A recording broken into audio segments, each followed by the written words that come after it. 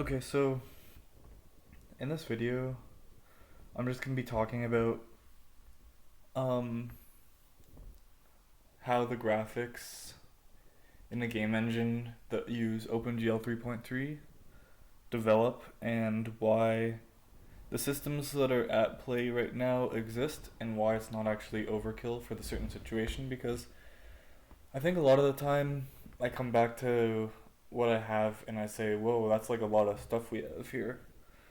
But when you follow the logical sequence of thought, then it kind of makes sense.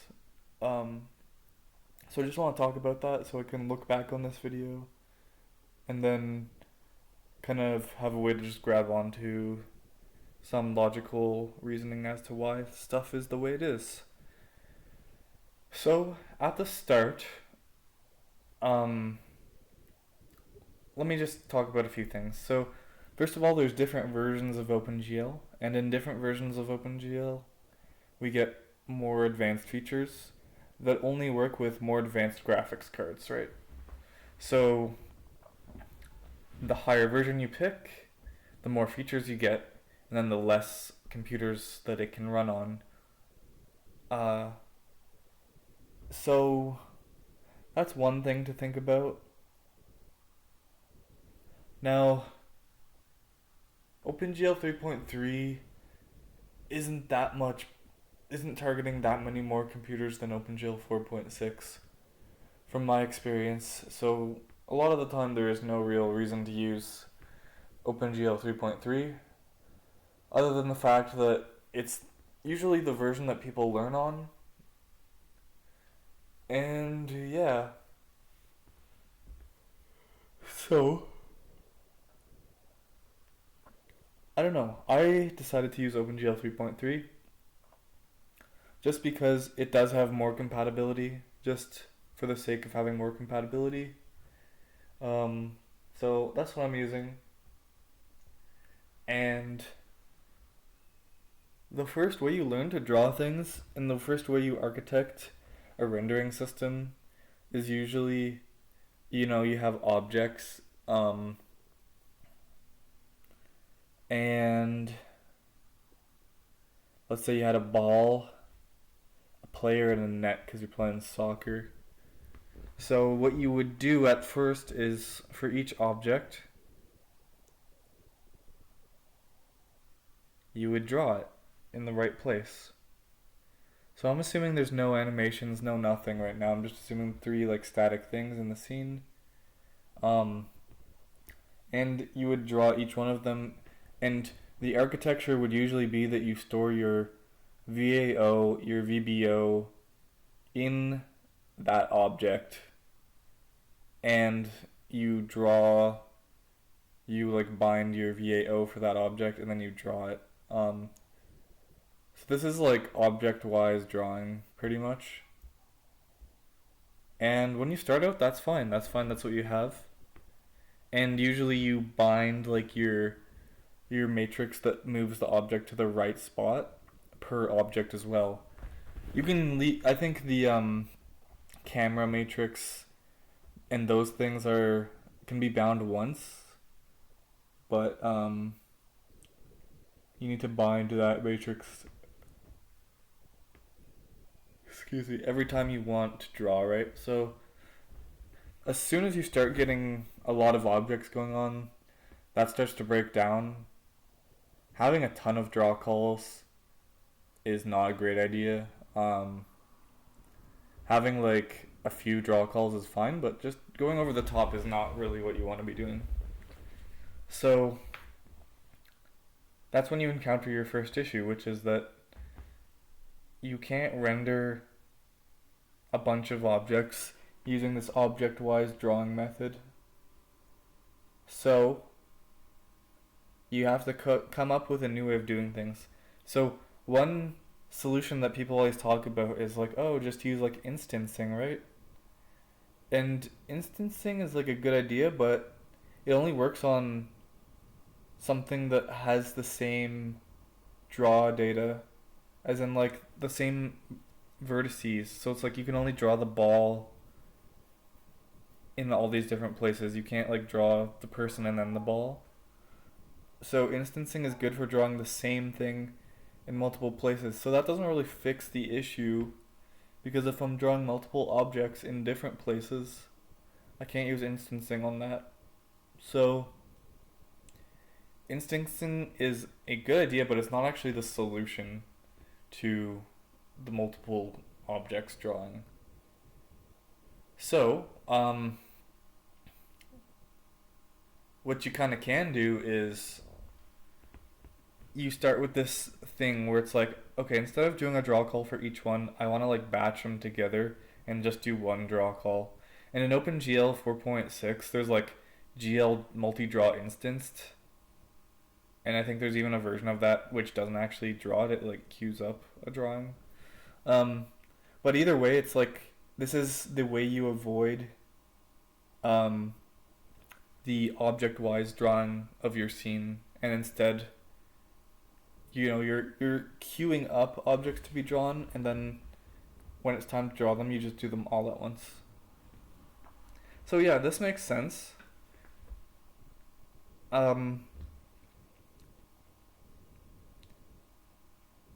And how do we actually do that though, right? Because for like a collection of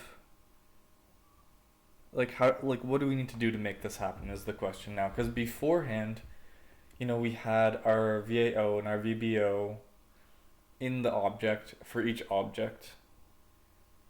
But now what we're saying is we need a way to like be able to draw all at once. So to put it all in one draw call, we would have to have all of that information stored in one VBO, and then draw all the things that need to be drawn, right? So how do we do that? Well, let's just make a big VBO where we store all of our vertices. We can start with something like that. So we have a big old VBO, and now just think of it as a big array with like vertices in it, right? So maybe from index 0 to 10 we have one object. From, assuming it's not inclusive range, we could have 10 to like 35. There's another object, and so on like that.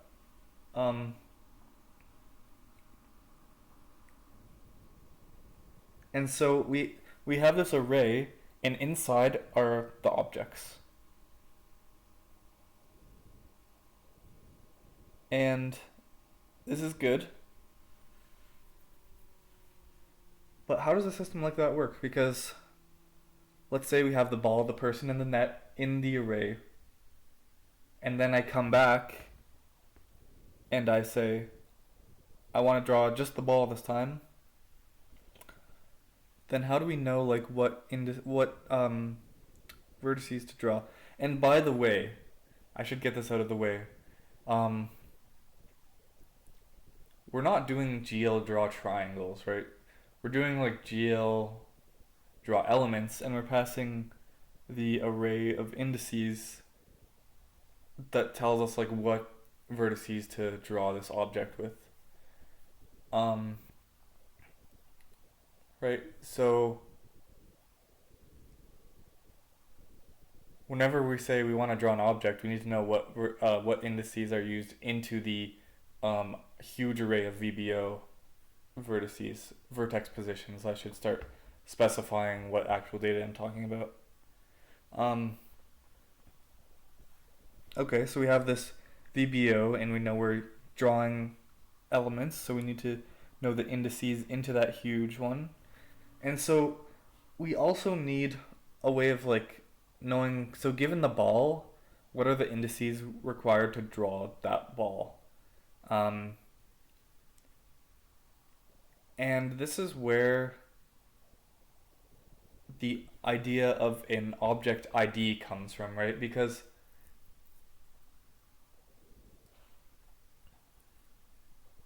we need a way to identify like what object is what, pretty much. That's what IDs usually are. It's like it's a layer So IDs are a really good way of just like decoupling two things that you don't want connected anymore, right? Because let's just say you had like two things that were combined, you can detach them and then give them like the same ID or something, or the one object stores the ID of the other part, and now as long as there's like a mapping to get that other part, that gives you an easy way of decoupling two things. So IDs are really good for that. Um, and so when we, let's just say the first step in like opening up an object to get it ready for rendering is probably we have a file somewhere that's an obj file. Whatever file it is, it contains like the indices and vertices required to draw that ball, and it's a file. And then like in our code we would like want to open that, so we could have a function that's like open this up and return something. And the data usually that is returned is like what I like to call indexed vertices. They're pretty much what we've been talking about the whole time, but it's just like a quick way of talking about them. We can call them IVs for short. So yeah, we have indexed vertices, right? And we're getting that out of like that obj file. And then we say to our rendering system, which I'm going to start calling the batcher now because of like where we've come from so far. So we say to the batcher, hey, here's something like we want you to draw here. And we can either provide the ID for the object, which I think is what we do. So when we load up those index vertices, it also obtains some ID for it, which is like the draw object ID, which I like to call like a doid. It's kind of stupid, but just a quick way of talking about that. So, or I'll just call it like the ID if the context is known. So that ID is what goes into the batcher, and it stores like a mapping of the object's ID to the indices required to draw it in the context of the huge VBO. And the reason why I'm talking about the VBO is because, so when you load in an object via your object, your model loader or whatever, so you load in soccerball.obj, the indices provided by that will be starting at 0, right? That makes sense because it doesn't know about the context of anything else, so it's just going to give you the indices in that way. But when you stuff up, so let's say you had a character that uses up to like 500 vertices or something like that, or something like that, and then yeah, let's say it had like 500 vertices, so the indices would be like 0 to 499 probably, and they would be reused obviously because you use the same vertex multiple times. And so now in your VBO you put the ball next to it, but now its indices have to be offset by adding like 500, right? Because we don't want those to collide when we talk about that, because now we're not talking about the object on its own, it's like within this VBO buffer, so it's like it's important that it has its indices offset by the sum of the previous objects that come before it. So that's what the batcher is kind of doing. It's storing like a mapping of draw object ID to indices with respect to the huge VBO. And then this is good because whenever like a new object comes in, we just check if like its ID is already in like our mapping of ID to indices, and if it's not, we add it in. And if it is, we just reuse those same indices as before. And then in the draw everything call, which is like what happens after all the queue draws are done at the end of the tick, we just collect up like for each object ID that needed to be drawn this tick, we just get its like indices, and then we concatenate them all together, and then we do all the indices into the draw call, and that just works.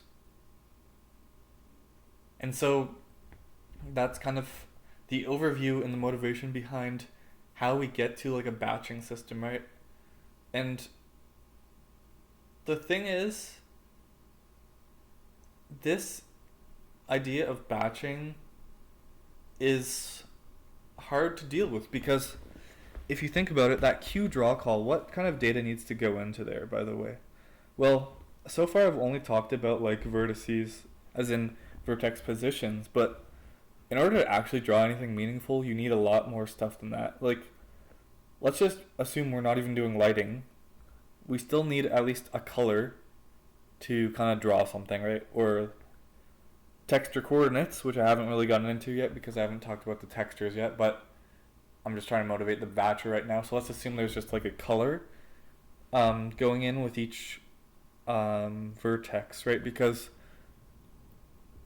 the way the renderer works is it's a per vertex thing as it iterates over it, and then it like rasterizes between the vertices. So we might need a color going in as well. So the draw data is like all the data required to draw something. So usually it's the vertices and like for this example it'll be like colors as well, right? One color per vertex. So when we do that, that queue draw call would need to take in that information, right? It would need to take in those vertex positions and those colors. And that's for that specific shader, right? So we're going to have obviously more than one shader when we're learning just in general. Like maybe in your end result you might not have multiple shaders, but at least while you're making something you definitely have multiple shaders just to play around with. So it's almost like for each shader you make, each shader defines what data goes in, right, to the graphics card. And that defines what the queue draw call requires as arguments. And so you start to realize, hey, I need a batcher for every single shader that I make. And this is also because for every shader, you need a draw call for that shader, right? There's no way to, at least in where we're sitting right now, in the current architecture of OpenGL 3.3 or whatever, you can't do a draw call for multiple shaders, right? A draw call is just for one shader at a time. Right, so that's why we needed one draw call for every shader at least. And so we also need queuing up draw calls for each shader because they each require different information. So this is getting kind of crazy, right? So how do we have a batcher for every shader we ever make? Well, what you can do, a solution which we have implemented is for every shader, we auto-generate the batcher for it. And that sounds kind of crazy, but it's not that bad. We just have some Python code that can create C++ code. It's just easier to read that way, I find. And it will read a shader, figure out most of the stuff itself. Right now I think some of it is manual, so you have to specify like some things about the shader, as in like what are the vertex attributes coming in, and it will auto-generate those functions, and actually it'll make like an object or a class for that. And so you have access to those things. So now you're in a pretty good place. Like you can just throw together a new shader and you don't have object-wise drawing. And so that's kind of the first big milestone in making like an OpenGL render that's like pretty good, or at least rendering a lot of frames per second, is getting that out of the way, right? So that's kind of like stage one of your architecture, or at least the way we've architected things. So when you see batchers, don't think that's some like unnecessary thing. It's just that's the natural progression, right? Based on what we've been talking about. So that's how you get to batchers. And I think for now I'll stop this video here, and then I'll go to like the next topic later on.